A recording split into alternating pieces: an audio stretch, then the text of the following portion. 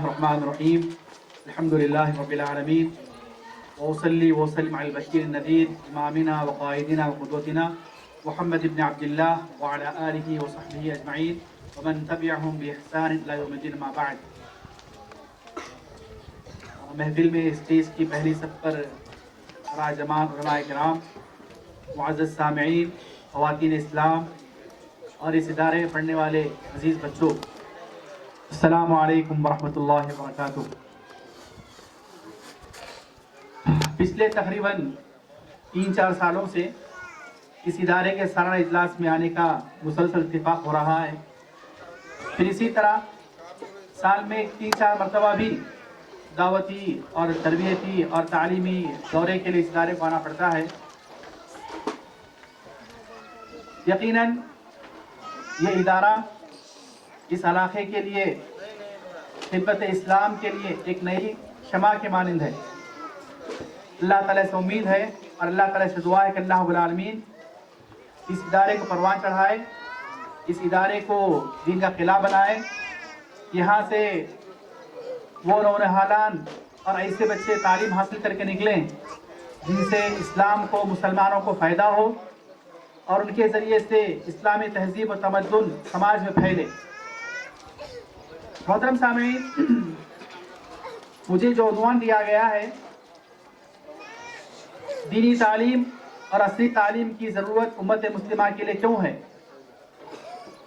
محترم سامعین، نبی کریم صلی اللہ علیہ وسلم سے جو احادیث میں دعائیں ثابت ہیں، وارد ہیں، ان میں ایک مشہور معروف دعا ہے جسے رسول اللہ صلی اللہ علیہ وسلم اکثر پڑھا کرتے تھے، اور خصوصیت سے طواف میں بھی، طواف کے دوران بھی رسول اللہ صلی اللہ علیہ وسلم اس دعا کو کثرت سے پڑھا کرتے تھے، اور تقریباً دنیا کا ہر مسلمان چھوٹے سے چھوٹا بچہ بھی اس دعا کو جانتا ہے۔ وہ دعا کیا ہے؟ ربنا آتنا فی الدنیا حسنہ وفی الآخرۃ حسنہ وقنا عذاب النار۔ اے اللہ رب العالمین، تو ہمیں دنیا میں بھی اچھائی عطا کر، آخرت میں بھی اچھائی عطا کر، اور ہمیں جہنم کے عذاب سے بچا، ہمیں جہنم کے عذاب سے بچا۔ ایک اور مقام پر اللہ رب العالمین نے قرآن کریم میں مومن کو دعا سکھائی، یہ فرمایا وَاكْتُبْ لَنَا فِي هَذِهِ الدُّنْيَا حَسَنَةً۔ اے اللہ رب العالمین، تو ہمارے لیے دنیا میں اچھائیوں کو، بھلائیوں کو، خیر کو اور ترقی کو لکھ دے، ان کو ہمارا مقدر کر دے۔ یقیناً اسلام ہم سے جس مومن کا تقاضا کرتا ہے، وہ مومن، وہ مسلمان ہر میدان میں آگے آگے ہونا چاہیے۔ وہ مومن اور وہ انسان، وہ مسلمان دینی معاملات میں بھی، دنیا معاملات میں آگے آگے ہونا چاہیے۔ ایک مشہور و معروف حدیث ہے، صحیح بخاری، مسلم کے علاوہ دیگر کتب حدیث میں موجود ہے۔ رسول اللہ صلی اللہ علیہ وسلم فرمایا المؤمن القوی خیر واحب الی اللہ من المؤمن الضعیف۔ طاقتور مومن کمزور مومن کے مقابلے میں اللہ تعالیٰ کیا زیادہ محبوب ہوا کرتا ہے، یعنی جو مومن طاقتور ہوا کرتا ہے اللہ تعالیٰ کے پاس وہ محبوب ہے زیادہ اس مومن کے مقابلے میں جو کمزور ہوا کرتا ہے۔ اب یہاں پر طاقت سے مراد کیا ہے؟ طاقتور مومن سے مراد کیا ہے؟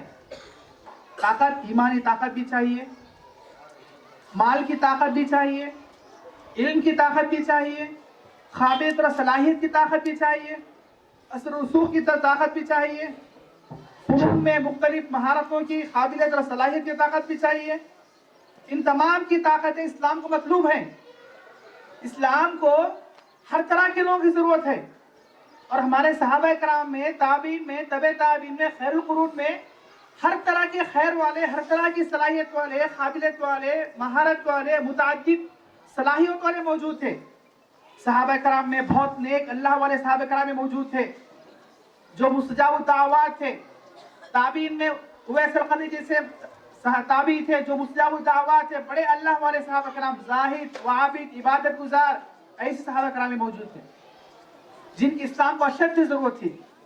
اسی طرح صحابہ کرام تابعین میں مالدار صحابہ کرام بھی تھے، عبد الرحمن بن عوف، پھر اسی طرح عثمان بن عفان، ابو بکر صدیق رضی اللہ تعالی عنہم اجمعین۔ یہ وہ سارے صحابہ کرام تھے جو مختلف خصوصیات کے ساتھ ساتھ مالدار صحابہ کرام بھی تھے جن کے مال سے اسلام کو بہت فائدہ پہنچا۔ غزوات کے موقع پر، جنگ کے موقع پر، صدقہ خیرات کے موقع پر، غریبوں کی، مسکینوں کی، محتاجوں کی مدد کے موقع پر ان مالدار صحابہ کرام نے اپنی دولت کو اللہ کرام نے خوب بہایا. اسلام کو اس وقت مجاہد صحابہ کرام کی ضرورت تھی. خالد بن ولید جیسے ماہر مجاہدین، ماہر سپہ سالار، ماہر کمانڈر ایسے صحابہ کرام بھی موجود تھے جنہوں نے اپنی جنگجو صلاحیتوں کے ذریعے سے اسلام کو مسلمانوں کو بہت فائدہ پہنچایا. اسلام میں اس وقت صحابہ کرام میں عبادت گزار بھی تھے، علم والے صحابہ کرام بھی موجود تھے. علماء عبداللہ بن عباس، ابو ہریرہ، فاطمہ عائشہ رضی اللہ تعالی عنہ، علی بن ابی طالب، معاذ بن جبل، ابی بن کعب، عبداللہ بن مسعود، زید بن ثابت، ان جیسے بڑے بڑے صحابہ کرام موجود تھے جنہوں نے اپنے علم کے ذریعے سے صحابہ کرام کو اسلام و مسلمانوں کو فائدہ پہنچایا، جن کا علم آج بھی چل رہا ہے اور قیامت تک بھی چلے گا. حلال و حرام میں ماہر کچھ صحابہ کرام تھے، میراث کے علوم میں ماہر کچھ صحابہ کرام تھے، قرآنی علوم میں ماہر کچھ صحابہ کرام تھے، حدیث کے ماہر کچھ صحابہ کرام تھے. تو کہنے کا مقصد یہ ہے کہ اسلام کو ہر صلاحیت والوں کی ضرورت ہے، علماء کی بھی، زاہدوں کی بھی، عابدوں کی بھی، مجاہدوں کی بھی، مالداروں کی بھی، اثر و رسوخ رکھنے والوں کی بھی. بس صحابہ کرام سیاسی اثر و رسوخ رکھنے والے تھے، انہوں نے مختلف غزوات کے موقع پر اسلام مسلمانوں کو اپنی صلاحیتوں سے پیدا پہنچایا. المہم اسلام کو دین اور دنیا کا حسین امتزاج رکھنے والے مسلمانوں کی ضرورت ہے، جن کے اندر دینداری بھی ہو، دینی علوم بھی ہو، قابلیت بھی ہو، صلاحیت بھی ہو، اصلی علوم بھی ہو. ان تمام کی ضرورت ہے. آج کے زمانے میں مسلمانوں کو اچھے ماہر علماء کرام کی ضرورت ہے جو مسلمانوں کے عقائد کی اصلاح کر سکیں. فقہاء اور محدثین کی بھی ضرورت ہے جو حلال و حرام، جائز ناجائز، بیوع کے مسائل، خرید و فروخت کے مسائل، آنے والے مسائل بتا سکیں. اسی طرح اسلام کو بڑے بڑے سائنٹسٹ کی بھی ضرورت ہے، اسلام کو بڑے بڑے مالداروں کی ضرورت ہے، ہر فن کے ماہرین کی اسلام کو ضرورت ہے، تاکہ اسلام حقیقی طور پہ جو ہے دنیا والوں کے سامنے اپنا سچا پیغام پیش کر سکے. اور جیسا کہ ہمارے سلف رحمہم اللہ قرون اولا، پہلی صدی، دوسری صدی، تیسری صدی کے صحابہ کرام موجود ہیں جن کے اندر صحابہ کرام، تابعین، تبع تابعین، جن کے اندر مختلف صلاحیت اور صحابہ کرام، تابعین، تبع موجود ہیں جن سے اسلام کو مسلمانوں کو بہت فائدہ پہنچا اور ان کے برکات اور ان کے اثرات جو ہیں آج بھی چلے آ رہے ہیں. تو علوم کو محدود کر دینا کہ یہ شرعی علم ہے، مسلمانوں کو ہی حاصل کرنا چاہیے، یہ دنیاوی علوم ہے، مسلمانوں سے دور رہنا چاہیے، یہ تقسیم غلط ہے.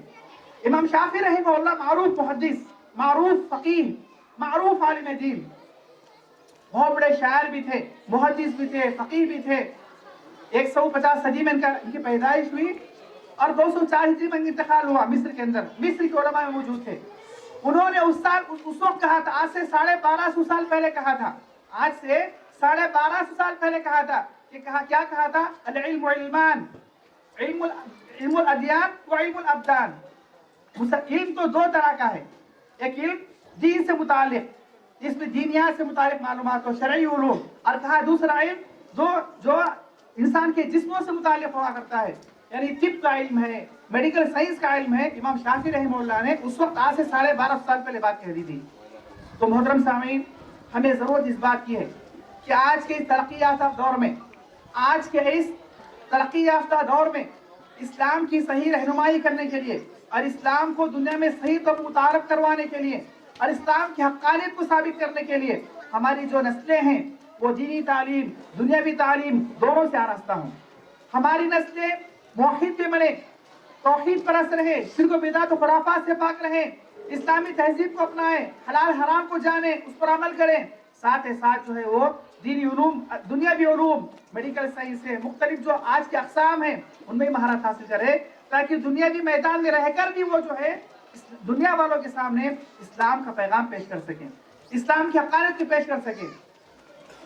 میں کچھ پڑھے لکھے لوگ جانتا ہوں جو ڈاکٹر قسم کے لوگ ہیں، وہ جب اپنے کولیگ کے ساتھ کام کرتے ہیں، میڈیکل کے میدان میں ہو، سائنس کے میدان میں ہو، کوئی ایسی چیز آتی ہے جس کا تعلق اسلام سے ہوا کرتا ہے تو باقاعدہ اپنے کولیگ کے سامنے، اپنے ساتھ کام کرنے والوں کے سامنے اسلام کے تعلق سے اسلام میں اس چیز کی آئی حقیقت واضح کیا کرتے ہیں، اس کی حقیقت کو واضح کیا کرتے ہیں کہ یہ جو سائنسی ترقی ہے، یہ جو سائنس جو ایڈوانس ہوئی ہے، سائنسی تحقیق کے مطابق یہ جو بات سامنے آئے ہیں، یہ جو نتیجہ سامنے آیا ہے، یہ جو رزلٹ سامنے آیا ہے، اسلام نے آج سے 14.5 سال پہلے اس کے تعلق سے بتا دیا ہے. قرآن کریم میں اس کا ثبوت موجود ہے، احادیث میں اس کا ثبوت موجود ہے. تو سارے لوگ پریشان ہو جاتے ہیں، सारे जो साइंसदान हुआ करते हैं, जो माहिर सर्जन हुआ करते हैं, माहिर साइंटिस्ट हुआ करते हैं, वो परेशान हो जाया करते हैं कि आज से पहले 1450 साल पहले उस जमाने में जो कोई इल्म वाला नहीं था, कोई साइंटिस्ट नहीं था, कोई एक्सपेरिमेंट के लिए कोई चीज नहीं थी, कोई चीज नहीं थी, कोई आलात नहीं थे, इक्विपमेंट नहीं था, ऐसी मालूमात कहाँ से आ सकती हैं? तो जरूरत इस बात की है कि हम इस्लामी तालीमात को जानने के साथ साथ असरी उलूम के अंदर भी, दुनियावी उलूम के अंदर भी महारत हासिल किया करें। मैं आपको मिसाल देता हूँ। सऊदी अरब के मशहूर दाई हैं, शेख अब्दुल्ला उनका नाम है, जद्दा में रहते हैं वो, मेरी उनसे मुलाकात है। उन्होंने एक मर्तबा मुझको बताया, वो यूरोप के किसी दौरे पर थे, किसी मुल्क के दौरे पर थे, तो यूरोप के एक बहुत बड़े सर्जन से उनकी मुलाकात की, जो जिसमें इंसानी की हड्डियों के माहिर मुतखस्सिस थे। उस वक्त दुनिया के चुनिंदा लोगों में शुमार हुआ करता था, बोन स्पेशलिस्ट थे। उनसे उनकी मुलाकात हुई उनके दफ्तर में, काफी देर तक उनसे बातचीत हुई। उसके बाद उन्होंने उनसे कहा कि आप बताइए, उनका मिस्टर ब्रोल, कहा कि मिस्टर ब्रोल आप बताइए कि इंसान के जिस्म के अंदर पूरे जिस्म से तालू से लेकर तलवे तक कितनी हड्डियां हैं, कितने जोड़ हैं, कितने जॉइंट हैं? तो उन्होंने कहा कि 360 हैं। मिस्टर ब्रोल ने कहा जो सब दुनिया के माहिर मुतखस्सिस थे हड्डियों के और जोड़ के, कहा कि 360 जो है जोड़ इंसान के जिस्म मुकम्मल है, सेहतमंद इंसान है। फिर हमारे उस्ताद ने कहा कि हो सकता है आप 2-4 कम कह रहे हो, 355 हो। कहा कि नहीं बिल्कुल फाइनली बड़े बड़े, मेरी अकेली तहकीक नहीं, दुनिया के माहिर साइंसदानों तहकीक मुताबिक 360 जोड़ ही हैं, एक कम भी नहीं, उससे ज्यादा भी नहीं है। फिर हमारे उस्ताद ने कहा कि हो सकता है आप कुछ ज्यादा, आप कुछ भूल रहे हो सकता 365 हो, 370 हो। कहा कि नहीं, इंसान के जिस्म में तालू से लेकर तलवे तक सिर्फ और सिर्फ 360 जोड़ है, एक कम भी नहीं, एक ज्यादा भी नहीं है। फिर उस दाई ने कहा, अच्छा आपको कब से पता चला कि इंसान के जिस्म के अंदर सिर्फ 360 जोड़ ही है? कब पता चला आपको? कितने हजार साल पहले या कितने 100 साल पहले? तो उन्होंने कहा कि नहीं, ये तो आज से तकरीबन 60-70 साल पहले, जब साइंस मॉडर्न हुई है, साइंस एडवांस हुई है, नए नए आलात आए हैं, इक्विपमेंट्स आए हैं, हमने सर्जरी की है, हमने इंसान के जिस्म के एक टुकड़े को काटा है, हमने जिस्म इंसानी के टुकड़े को काटा है, सालों हमने रिसर्च किया है, सालों तक हमने तहकीक की है, तब जो है सारे साइंस इस बात पर मुत्तफिक है कि इंसान के जिस्म में जो है 360 जॉइंट ही हैं, एक कम भी नहीं, एक ज्यादा भी नहीं है। तो फिर दाई ने कहा, अगर तुमको कोई ये बात बताए कि आज से 1000 साल पहले भी किसी ने बात कही हो कि इंसान के जिस्म के अंदर 360 जॉइंट ही हैं, आप यकीन करेंगे? उन्होंने कहा कि हो ही नहीं सकता। आज से 1000 साल पहले जाहिलियत का दौर था, दुनिया अंधेरे में थी, उस जमाने में कौन सी साइंस थी, कौन सी टेक्नोलॉजी थी, कौन सी एडवांस टेक्नोलॉजी थी, कौन से इक्विपमेंट थे, कौन से आलात थे? ये तो हो ही नहीं सकता। तो उन्होंने जो है अपनी जेब से सही बुखारी मुस्लिम मौजूद हदीस निकाली, जिसमें रसूलुल्लाह सल्लल्लाहु अलैहि वसल्लम फरमाया कि हर इंसान के जिस्म में 360 जोड़ हुआ करते हैं। हर इंसान के जिस्म में 360 जोड़ हुआ करते हैं। ये हदीस उन्होंने निकाली, इसका इंग्लिश में तर्जुमा उन्होंने लिख कर रखा था और जर्मनी तर्जुमा लिख कर रखा था, और हदीस उनको पढ़कर सुनाया कि सुनो, हमारे मोहम्मद सल्लल्लाहु अलैहि वसल्लम, हमारे नबी मोहम्मद सल्लल्लाहु अलैहि वसल्लम ने आज से 1450 साल पहले बात कह दी है कि जिसमें इंसानी के अंदर 360 जॉइंट हैं, 360 जोड़ हैं, एक कम भी नहीं, ज्यादा भी नहीं है। ये हमारे रसूल की हदीस है, जो मैं आपकी ज़बान में तर्जुमा करके सुना, आप पढ़ लीजिए। तो मिस्टर ब्रोल, जो सब दुनिया के माहिर साइंटिस्ट थे, माहिर सर्जन थे, उस हदीस को बार बार पढ़ते रहे, गौर करते रहे, दूसरे अपना सर नीचे झुका लिए। उसके बाद उन्होंने कहा कि मैं अगर अक्लमंद इंसान हूँ, अगर मैं साइंटिस्ट इंसान, अक्ल वाला इंसान हूँ, तो मेरी अक्ल मुझे यही कहती है कि मैं अल्लाह पर ईमान ला रहा हूँ। उन्होंने फौरन खड़े हुए और कलिमे तौहीद का इकरार कर लिया और मुसलमान हो गए।